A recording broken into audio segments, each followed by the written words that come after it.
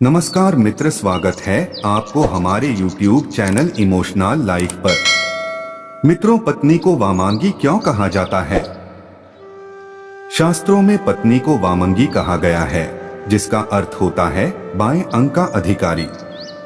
इसलिए पुरुष के शरीर का बायां हिस्सा स्त्री का माना जाता है। इसका कारण यह है कि भगवान शिव के बाएं अंग से स्त्री की उत्पत्ति हुई है, जिसका प्रतीक है शिव का अर्धनारीश्वर शरीर। यही कारण है कि हस्तरेखा विज्ञान की कुछ पुस्तकों में पुरुष के दाएं हाथ से पुरुष की और बाएं हाथ से स्त्री की स्थिति देखने की बात कही गई है। शास्त्रों में कहा गया है कि स्त्री पुरुष की वामांगी होती है, इसलिए सोते समय और सभा में सिंदूरदान, विरागमन, आशीर्वाद ग्रहण करते समय और भोजन के समय स्त्री पति के बाईं ओर रहना चाहिए। इससे शुभ फल की प्राप्ति होती। वामांगी होने के बावजूद भी कुछ कामों में स्त्री को दाईं ओर रहने के बाद शास्त्र कहता है। शास्त्रों में बताया गया है कि कन्यादान, विवाह, यज्ञकर्म, जातकर्म, नामकरण और अन्नप्राशन के समय पत्नी को पति के दाईं ओर बैठना चाहिए। पत्नी के पति के दाएं या बाएं बैठने संबंधी इस मान्यता के पीछे तर्क यह है कि जो कर्म संसारिक होते हैं उसमें पत्नी पति के बाईं ओर बैठती है, क्योंकि यह कर्म स्त्री प्रधान कर्म माने जाते हैं।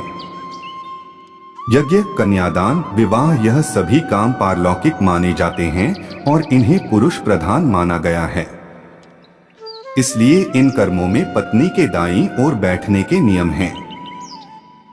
क्या आप जानते हैं, सनातन धर्म में पत्नी को पति की वामांगी कहा गया है, यानी कि पति के शरीर का बायां हिस्सा। इसके अलावा पत्नी को पति की अर्धांगिनी भी कहा जाता है, जिसका अर्थ है पत्नी पति के शरीर का आधा अंग होती है। दोनों शब्दों का सार एक ही है, जिसके अनुसार पत्नी के बिना पति अधूरा है।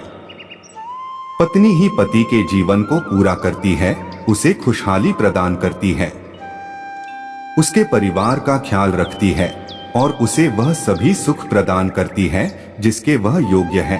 पति पत्नी का रिश्ता दुनिया भर में बेहद महत्वपूर्ण बताया गया है।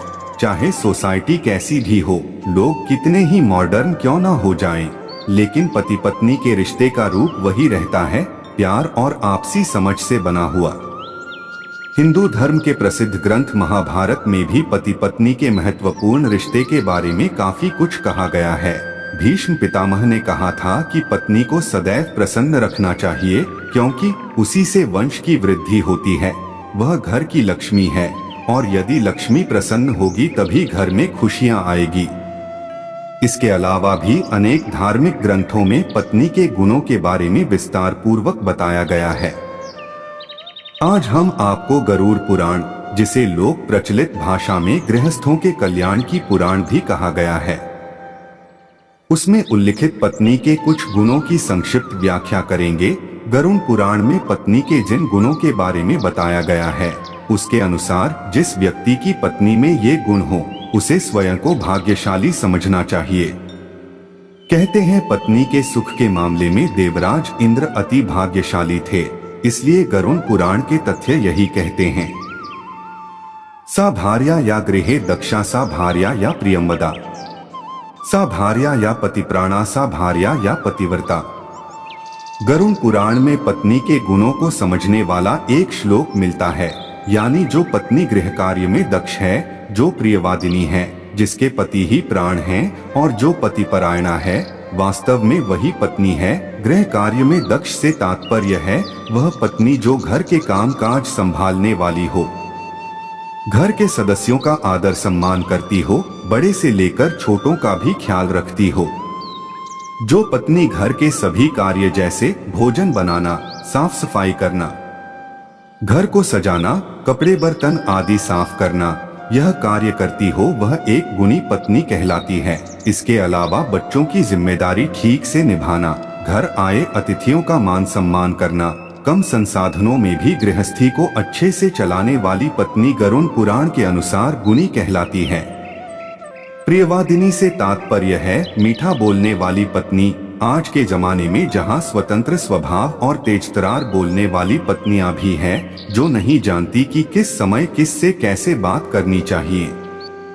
इसलिए गरुड़ पुराण में दिए गए निर्देशों के अनुसार अपने पति से सदैव संयमित भाषा में बात करने वाली, धीरे धीरे व प्रेम पूर्वक बोलने वाली पत्नी ही गुणी पत्नी होती है। पत्नी द्वारा इस प्रकार से बात करने पर पति भी उसकी बात को ध्यान से सुनता है व उसके इच्छाओं को पूरा करने की कोशिश करता है, परंतु केवल पति ही नहीं, घर के अन्य सभी सदस्यों या फिर परिवार से जुड़े सभी लोगों से भी संयम से बात करने वाली स्त्री एक गुणी पत्नी कहलाती है। ऐसी स्त्री जिस घर में हो वहां कलह और दुर्भाग्य कभी नहीं आता। पतिपरायणा यानी पति की हर बात मानने वाली पत्नी गरुड़ पुराण के अनुसार एक गुणी पत्नी होती है। जो पत्नी अपने पति को ही सब कुछ मानती हो, उसे देवता के समान मानती हो, कभी भी अपने पति के बारे में बुरा ना सोचती हो, वो पत्नी गुणी है। विवाह के बाद एक स्त्री न केवल एक पुरुष की पत्नी बनकर नए घर में प्रवेश करती है, वो उस नए घर की बहू भी कहलाती है। उस घर के लोगों और संस्कारों से उसका एक गहरा रिश्ता बन जाता है। इसलिए शादी के बाद नए लोगों से जुड़े रीति रिवाज को स्वीकारना ही स्त्री की जिम्मेदारी है। इसके अलावा एक पत्नी को एक विशेष प्रकार के धर्म का भी पालन करना होता है। विवाह के पश्चात उसका सबसे पहला धर्म होता है कि वो अपने पति और परिवार के हित में सोचे। ऐसा कोई काम न करे जिससे पति या परिवार का अहित हो। गरुड़ पुराण के अनुसार जो पत्नी प्रतिदिन स्नान कर पति के लिए सजती संवरती है तथा सभी मंगल चिन्हों से युक्त है, जो निरंतर अपने धर्म का पालन करती है तथा अपने पति का हित सोचती है। मान्यता है कि जब यमराज सत्यवान के प्राण हरने आए थे तब वह बाईं ओर से आए थे और सावित्री ने अपने पति की रक्षा कर उनके प्राण बचाए थे। ऐसे में पत्नी के पति के बाईं ओर सोने से पति की यमराज से रक्षा होती है और किसी भी आपदा से पत्नी अपने पति को बचा सकती है। इस वीडियो में बस इतना ही। मिलते हैं और एक नए वीडियो के साथ। इस वीडियो आपको थोड़ी सी भी अच्छी लगी तो लाइक और सब्सक्राइब कर लीजिए। धन्यवाद।